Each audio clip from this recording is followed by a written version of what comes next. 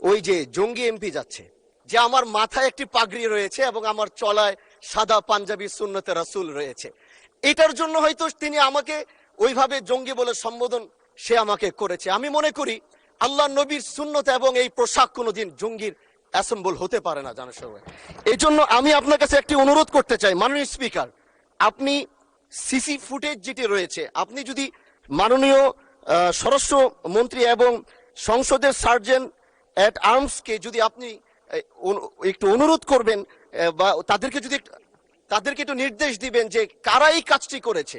অবশ্যই এই কাজটি এই জন্য করেছে যেন এখানে আমাদের বিরোধী দল যারা রয়েছেন এখানে তাদেরকেও হয়তো তাদের সম্মান ক্ষুণ্ণ করার জন্য হতে পারে, ওখানে প্রশাসন দাঁড়িয়েছিল, প্রশাসনের সম্মান ক্ষুণ্ণ করার জন্য হতে পারে।